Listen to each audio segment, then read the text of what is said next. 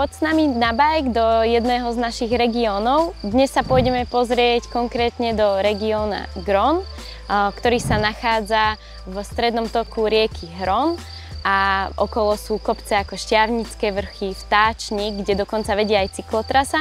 No my sa dnes pôjdeme pozrieť do jednej z dolín, bude to kratšia trasa, vhodná aj pre rodiny s deťmi, tak poďte s nami.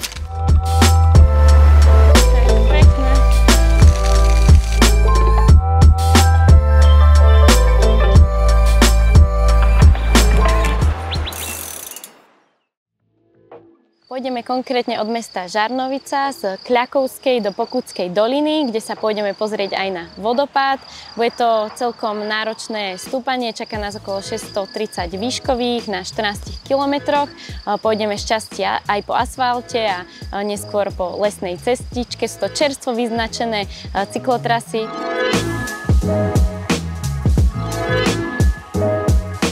Hneď v úvode sa nachádza aj takáto studnička, čiže keď ste si nestihli zobrať so sebou vodu, tak tu sa môžete občerstviť alebo navrať si do fľašiek. Súčasťou dnešného výjazdu bude aj lokál domáci Juraj. Ahoj. Ahojte. Ktorý nám ukáže, čo môžeme v okolí vidieť, prípadne nejaké zaujímavosti, pretože táto dolina je plná aj histórie. Pôjdeme po stopách železnice, ak si správne pamätám. No a práve od tejto studničky si môžete vybrať, buď budete pokračovať po asfalte, keď ste s deťmi, tá cesta je úplne ideálna, alebo tak ako my pôjdeme kúsok od cesty lesom. Je to krásne vyčistený chodníček, takých 1,5 metra. Pôjdeme sa tam pozrieť, ako to tam vyzerá, čiže takéto dve varianty.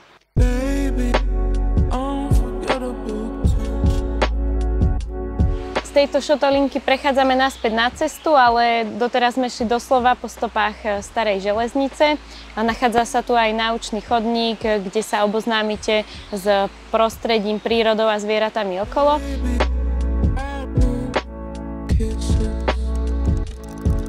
Takže Žarnovica je známa. No, Žarnovica, okrem toho, že po tej železničke sem zvážali drevo a neskôr vyrábali preglejku, založili podnik Preglejka Žarnovica a podporovali plochú dráhu, čo je Žarnovicu akože najviac preslávila, ale keď to je aktuálne. Stále asi je známa. Takže plochá dráha, kde máme nášho šampióna Maťa Vaculíka v svetovom pohári. A patrí medzi špičku a u nás je to šport číslo top 1. No a tu sme už pri tom lyžiarskom stredisku bývalom. Aha, super. Je tu chovný rybník pre pruhy. Aha, v súčasnosti už nefunguje? V súčasnosti sa nevyužíva. Klimatická zmena nastala. Je tu, ale chovajú sa tu kone, cvičia tu kone, je tu šampión v rodeu, myslím. A tu nás si môžete objednať alebo chytiť živého pstruha. Čiže funguje tu aj bufet počas víkendov? Funguje tu bufet. A sú tu majitelia na ranči stále, takže buď sa dá dohodnúť alebo zastaviť a cez víkendy myslím, že býva otvorené. Stále pokračujeme po zelenej cyklotrase popri potoku, čiže nemáte sa kde strátiť. Nachádzajú sa tu rôzne chatky, niektoré väčšie, menšie. No a tak by sme mali vystúpať až ku partizánskej chate.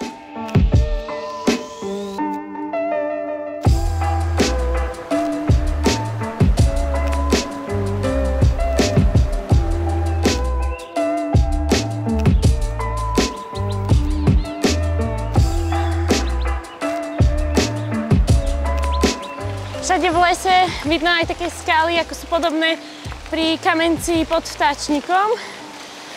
Je to taká boldrová oblasť, veľmi mi to tu aj pripomína. A ľudia, ktorí majú radi viac kľudnejšie výjazdy, bez mnohých turistov okolo seba, si toto užijú. A zároveň by som povedala, že toto je ideálne cez leto, lebo je tu tieň, je tu veľmi príjemne, od potoka ide taký chlad. Áno. Takže, a žiadne auta, no. Presne tak. A športovci si tu môžu naplánovať nejaké sústredenie alebo majú kde bývať. Je tu bezpečná cesta.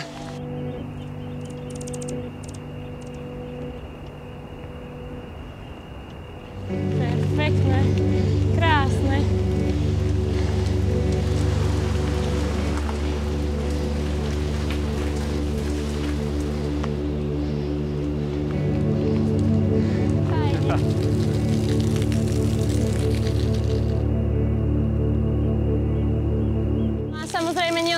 si vodu, ale aj takáto parádna fontánka v podobe starého vrtu vás občerství.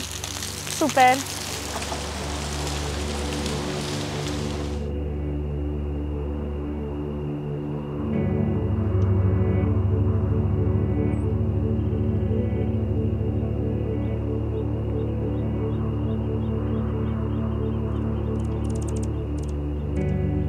Teraz nás čaká záverečné stúpanie ku chate alebo následne ku vodopádu. Toto už bude také prudkejšie. No ale tu je taká rozdvojka ciest a my budeme v podstate ešte stále šlápať po takejto asfaltke a naspäť v zjazde sa vrátime z tejto pravej strany z takej lesnej cestičky a opäť sa napojíme v zjazde. Nachádzame sa pri Ivanovom Salaši, kde sa pretína aj turistická tiež zelená trasa. No a my máme už iba 2 kilometre do takého akoby nášho cieľa a to je práve ten vodopád. A týmto by som tu chcela pozvať aj Maťa Imricha, pretože za mňa to je nádherné stúpanie, dokonca tu vie prejsť aj na cestiaku a záver je poriadne prudký.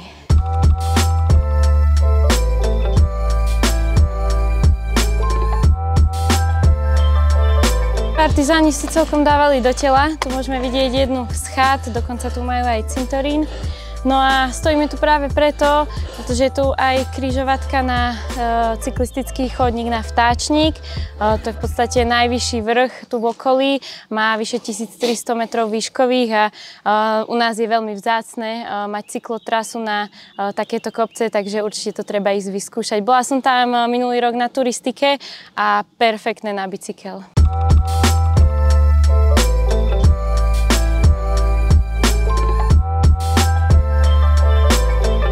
Máme chatu partizánsku v nadmorskej výške 1000 metrov nad morom, čiže to je len taká odbočka, no a my teraz budeme smerovať naspäť na vodopád a potom sa už len spustíme 15 km dole, paráda. No a tu môžeme vidieť, prečo stále všetkým dookola hovorím, že prečo treba aj šupky z ovocia brávať preč, 1,5 roka tu máme za pomaranč.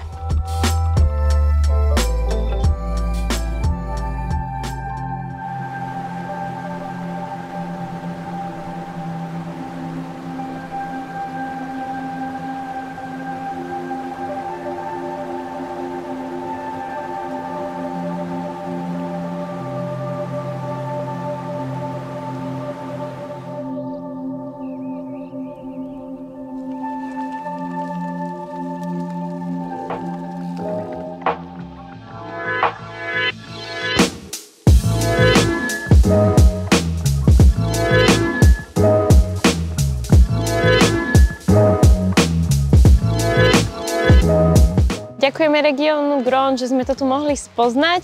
No a na stránke region.gron.sk nájdete mnoho takýchto cyklotrás a aj iné typy z iných dolín.